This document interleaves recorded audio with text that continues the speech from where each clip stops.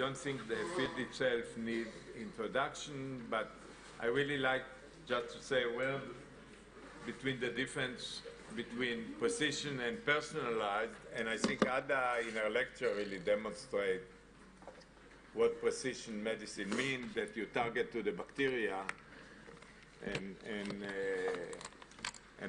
you don't target for the specific person that have the disease. And for me, that's really a good demonstration of the difference between precision and personalized. So precision also includes, in a way, the personalized, but it's a more general and more feasible approach. Okay, so I want to call the first speaker, which is Patrick. We all know him. He's one of the organizers of the conference. And you have to really, usually I give a, I don't care about time, but he said he will really make me a lot of problems if I not keep the time, so I'll be very tough. Yeah. Okay, I'm sorry to appear again, but I had the opportunity now to speak a little bit about more what we actually do, then talk about the generics and the split of the field and our interest. So we have already seen, we understand a little bit why you are what you are, because you have genes, environment, and random processes. What you are just now is a little bit more complicated, because we have your structure, your function, your metabolomics, your proteome, so it's a dimension larger. And then what makes the situation even more complicated in medicine is that nothing stays the same. You're always changing, and you're interacting with the world. And so this is kind of an overwhelming problem for understanding man, understanding disease, and practicing medicine. So the question is, what are the essentials? What are the essentials of a patient coming to the hospital? And this also can be said in the question, what is our model? So in our brains, we have ideas about what is the essential of the disease, and this is a kind of model in our brain. And one of the approaches forward, I believe, is to try to figure out the essentials in a more quantitative and explicit fashion, and put this into these more explicit models. Here you see some of the people of our lab working on these questions. So one of the things we do in our lab is we are working on new nanomaterials, and what we try in particular to figure out is getting the details about what happens with these nanomaterials when they encounter life. Because we would like to predict if they are useful, toxic, helpful, or whatever. For example, we are studying the thermodynamics of such nanomaterials with biomolecules. We are modeling this in terms of thermodynamic equations. We are modeling biomolecules, and we are modeling nanoparticles, and we are modeling their interactions, giving us, for example, a footprint of all the amino acids interacting, of the protein interacting with the polymer of our nanomaterials. We are using cell culture models again, and we are using in vivo models also. So you see that there's a whole range of models that try to do in an explicit way what we believe in our brain about the nature of what we are doing. And I believe that models are becoming a very important tool, even in things that we have done for a certain time. We have seen that Doxil, the first nanodrug, was introduced into the market more than 20 years ago, and we are increasingly understanding quantitatively what happens, for example, based on the old data, already old data from the Doxil experience. It has become possible to more quantitatively explore this enhanced permeability and retention effect, and we hope to integrate such quantitative data into our more comprehensive models about what happens when we use a nanomedicine in a patient. Now, if you have a microcirculation in a tumor, the thing that drives your microcirculation is your macrocirculation. So your heart drives your cancer therapy in the end organ. That means you cannot understand easily what happens in the end if you don't understand the beginning. That's why we are modeling, the cardiovascular system at a large scale. trying out different therapies in the large scale on this heart, check what happens in the model, and check what happens in the patient. And what we have seen is that such macroscopic models already are very helpful in predicting the effect of novel therapies. One of the novel therapies is a microscopic pump, a miniaturized pump, 3 millimeters in size, that pumps 3 to 4 liters of blood from the heart to your systemic circulation. Here you see how I introduce this pump from the aorta. Let's restart the movie. Hopla, did not restart as it should. So here the pump comes up from the aorta, goes over the aortic arch, goes into the left ventricular cavity. Then we pull out, as soon as it's there, we pull out this guide wire and we start the pump. And such models in the macroscopic scales have really helped us in defining and predicting in patient what new therapies can help. And I expect that such models at all scales of the body will become very important to personalized therapies at all scales. So predicting individual risk, because beyond flow charts like this factor list of things that influence your arteriosclerosis formation, means that we don't only draw arrows, but we also understand the quantitative state and in particular the dynamics. So we need to have models of these interactions, and you have already seen precision medicine, artificial intelligence have something to do. What we would like to use such tools is to capture the essential, to drop the irrelevant, and thereby predict outcome for new constellations, as we can already do it nicely for characters, but not so well for diseases yet. Now, can precision medicine save money, or will it break the healthcare system at all? What we have seen is that in 1937, it was already recognized that patients respond individually to drugs, and in the meantime, we have a large number of states that differentiate between drug response in patients, but only in 2005, FDA has cleared the first pharmacogenomic test to guide drug therapy in individuals.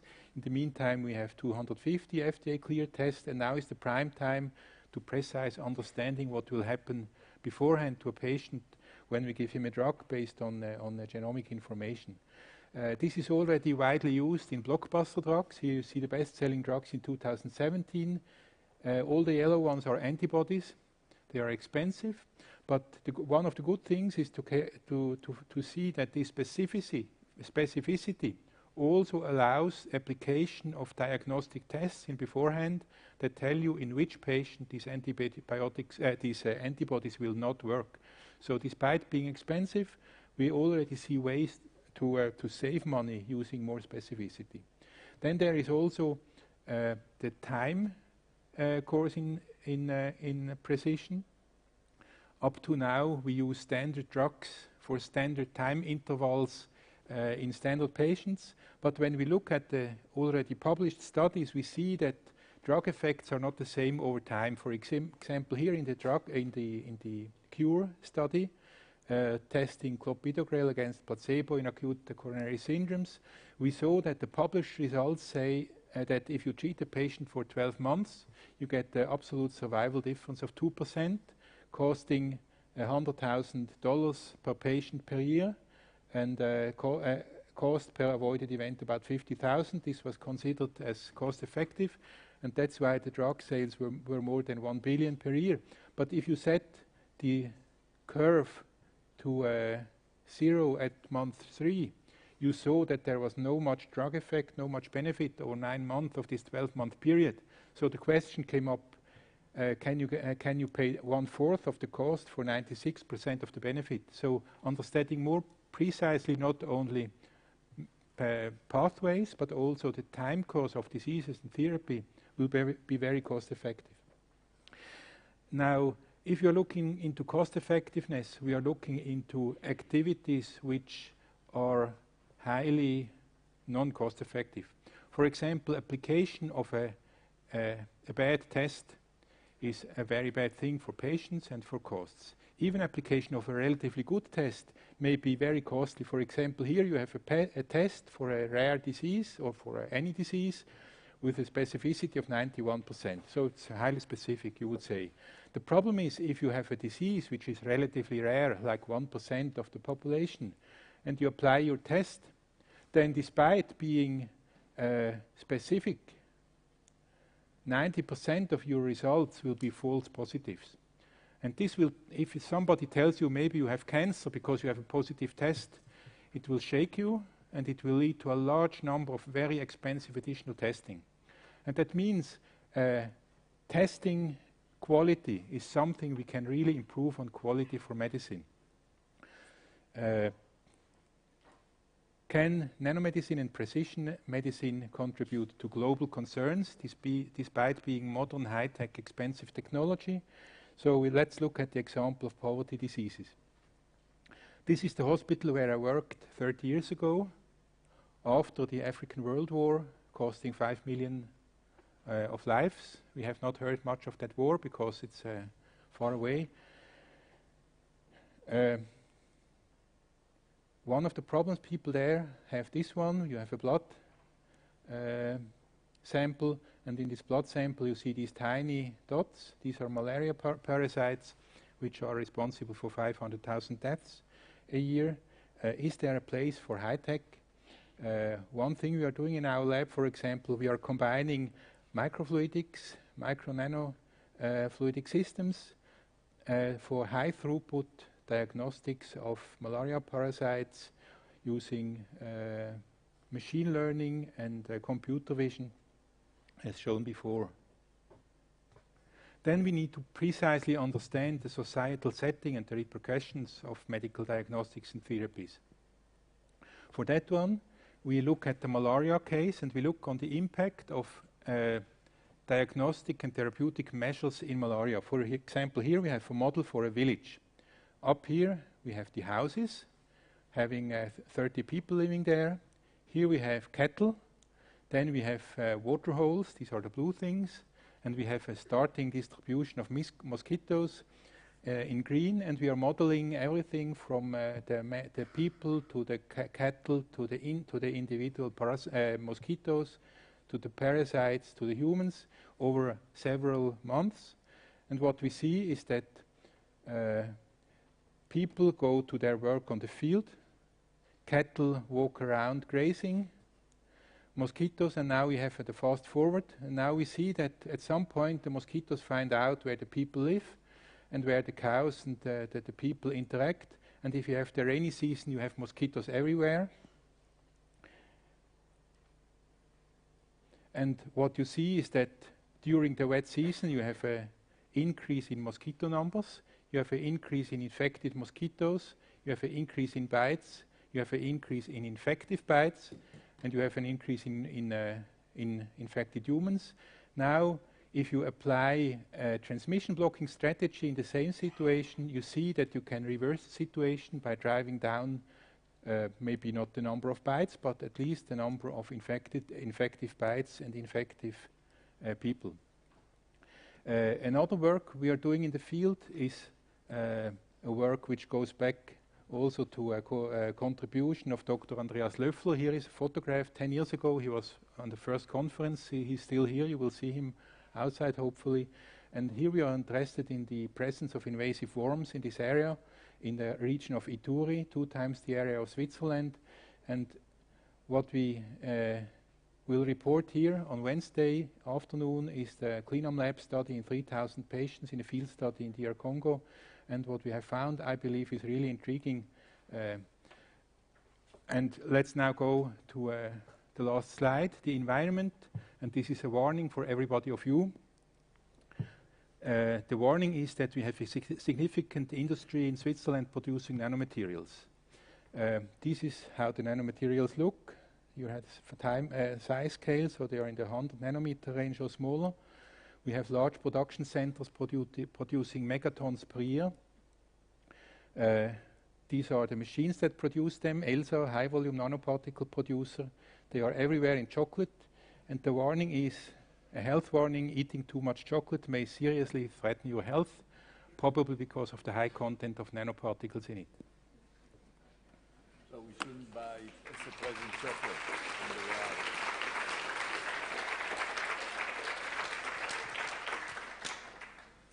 Okay, I don't think every one of us liked the warning at the end, because we always like to buy chocolate on the way out of Switzerland.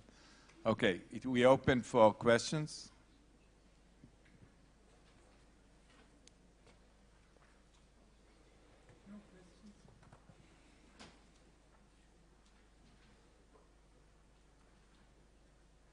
Okay. Question can be asked later. Thank you, Patrick.